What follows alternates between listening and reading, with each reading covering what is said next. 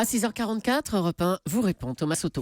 Une réunion d'urgence du Conseil de sécurité. On ne sait pas encore si la Corée du Nord a réussi son essai nucléaire hier, mais ce qui est sûr, c'est qu'elle a réussi son coup politique. Bonjour Michael Stank. Bonjour. Vous êtes journaliste chez Boasi Prod et vous avez réalisé un documentaire sur la Corée du Nord, pays dans lequel vous avez réussi à aller 3 fois déjà. Est-ce qu'il y a une chance qu'ils bluffent les Américains, comme le sous-entend la Maison Blanche, que cet essai ne soit pas vraiment une explosion de bombe H, autrement dit la plus forte des bombes nucléaires?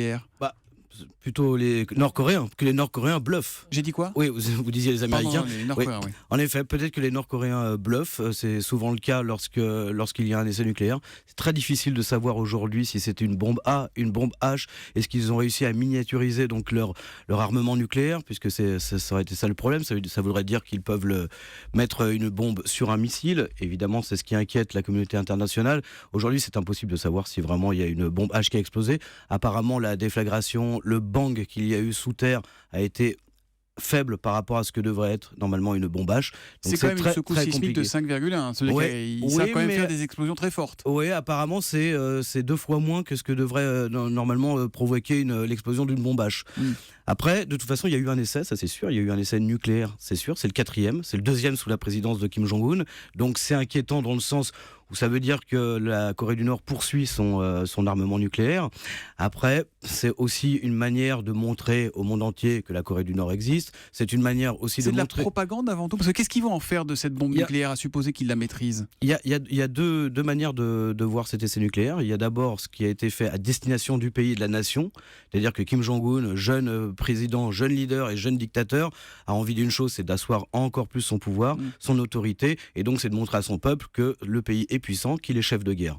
Et la deuxième chose, c'est à l'égard de la communauté internationale, d'agiter un petit peu le chiffon de la nucléarisation, de l'armement nucléaire et de dire à tout le monde, nous existons, nous voulons négocier, nous sommes prêts à négocier, nous voulons négocier à moins de sanctions. Évidemment, avec ce qui s'est passé, ils risquent d'avoir plus de sanctions. Le Conseil de sécurité a dit cette nuit, ça va être plus de sanctions, et même la Chine a validé ça. Et en même temps, on s'inquiète des gesticulations de la Corée du Nord. On devrait aussi peut-être s'inquiéter de l'impuissance de la communauté internationale à régler ce problème. Mais ça c'est un tweet de Fran à l'instant. La Corée du Nord est-elle intouchable? On a l'impression qu'ils peuvent faire ce qu'ils veulent, qu'il ne se passe jamais rien. C'est le 4e essai nucléaire. Il y en a eu en 2006, 2009, 2013 et aujourd'hui en 2016. Et à chaque fois, la communauté internationale, l'ONU condamne évidemment. Tout le monde se lève en disant sanctions, sanctions, et la Corée du Nord recommence. Donc, mais quelle est la réponse possible alors? La réponse possible...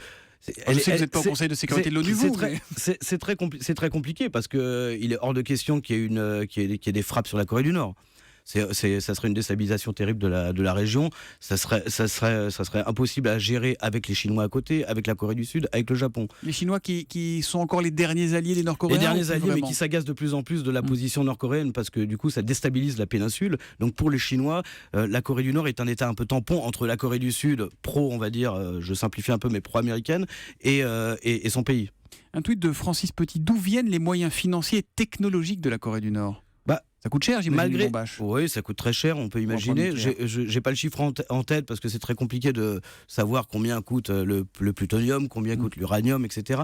Mais ce qui est sûr, c'est que la Corée du Nord a des réseaux bancaires illicites dans le monde entier. Ils ont des comptes bancaires dans des pays, sur des comptes offshore. Ils procèdent depuis des années et des années avec la Chine, avec des investisseurs privés, etc. Donc ils ont la possibilité évidemment de s'armer. On a vraiment l'impression que Kim Jong-un est encore plus fou que ses prédécesseurs. Plus fou, je sais pas. C'est toujours difficile de dire d'un homme comme ça qu'il est fou, parce que ça, du coup, ça permet à tout le monde de dire il est fou, donc il fait n'importe quoi. Non, je crois pas qu'il soit fou. Je crois surtout que on est dans un pays dynastique. Hein, c'est le fils de Kim Jong-il, le petit-fils de Kim Il-sung. Et d'après les Nord-Coréens, oui, il est plus dur que son père. C'est un mode, encore une fois, répressif qui permet d'asseoir son pouvoir. Il est plus dur envers son peuple parce qu'il a fermé notamment encore plus les frontières, par exemple. Il y a de moins en moins de personnes qui peuvent fuir le pays. Alors qu'il est jeune, hein, il a 33 ans, c'est ça. 33 ans. Vous avez, je le disais, réussi à entrer 3 fois en Corée du Nord. Déjà, comment vous avez fait pour y aller, vous? C'est impossible d'aller en Corée du Nord. C'est une longue négociation avec les autorités nord-coréennes à Paris. Donc il n'y a pas de relation diplomatique entre la France et la Corée du Nord, mais il y a une représentation, une délégation nord-coréenne qui est basée à Paris, avec des diplomates nord-coréens. C'est avec eux qu'on négocie pour pour obtenir un visa. C'est très compliqué parce que c'est très long. Ils vérifient un certain nombre d'informations sur qui vous êtes, bien entendu. Et quand vous tournez là-bas, vous les avez sur les semelles tout le temps ? Et alors, une fois que vous êtes rentré dans le pays, bien entendu, vous êtes encadré par 2 guides, en général, qui sont des agents soit du ministère des Affaires étrangères, soit du ministère de la Culture, selon ce que vous avez demandé. Et ils vous encadrent du matin au soir. Ils dorment dans l'hôtel avec vous. Vous ne pouvez pas sortir évidemment de l'hôtel sans leur accord. Vous ne pouvez pas vous promener en ville sans qu'ils soient présents. C'est un encadrement de tous les jours. Après, on filme ou on voit ou on interroge les personnes qu'on nous a mis à disposition et en même temps on voit des choses quand et même. Alors justement, à quoi il ressemble ce pays vu de l'intérieur? C'est le pays le plus fermé de la planète, vous le disiez. C'est un pays en effet qui vit sous une chape de plomb. C'est une propagande de tous les jours, de tous les instants, de toutes les minutes, puisqu'il y a des haut-parleurs dans la ville qui crachent en effet de la propagande en hommage en général aux 3 dirigeants, Kim Il-sung, Kim Jong-il et Kim Jong-un. Le père, le père, le Voilà. fils. Tout le temps, en permanence, il y a des portraits dans la ville des 2 dirigeants, Kim Il-sung et Kim Jong-il, morts. Chaque Nord-Coréen porte à son veston un badge en l'honneur de Kim Il-sung et de Kim Jong-il. C'est obligatoire. Ils le lustrent même pour qu'il brille. Voilà, c'est un pays qui vit en effet dans une dictature totale. C'est un régime totalitaire. Il ne faut pas avoir peur des mots. C'est un régime de surveillance Donc impossible de savoir si la population aime vraiment son dictateur, en quelque sorte. Ça, vous n'avez pas pu, j'imagine, discuter librement. Évidemment qu'on vous dit en permanence qu'on aime notre dictateur.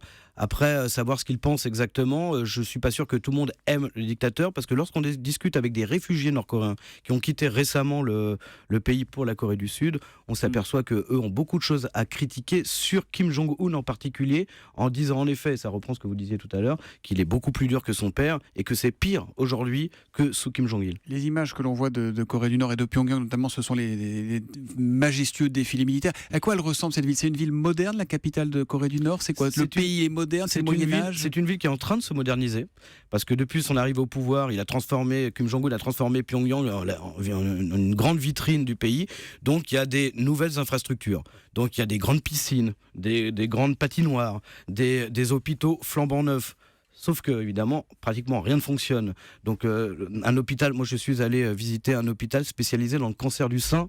Il n'y avait strictement personne dans l'hôpital, sauf une patiente qui parlait français, bien entendu, puisqu'il fallait qu'elle parle français devant moi. Donc, tout ça ressemble parfois à un cirque. Mais il y a une vie, il y a des bars, il y a des sociales. Il y a quelques restaurants. Il faut savoir que les gens qui vivent à Pyongyang sont des privilégiés, évidemment. C'est-à-dire qu'ils représentent une toute petite minorité, ce qu'on appelle les masses du noyau central. Les masses du noyau central, ce sont les Nord-Coréens qui ont de la famille, soit au sein du régime, soit dans les grandes administrations nord-coréennes. Merci beaucoup, Michael Stank. Vous êtes, je rappelle, le co-réalisateur de Corée du Nord, La Grande Illusion, qui a été diffusé en mai dernier sur France 5, qu'on vous invite à aller revoir sur YouTube. D'ailleurs, on va mettre le lien sur Twitter avec le hashtag E1matin. Merci et bonne journée à vous.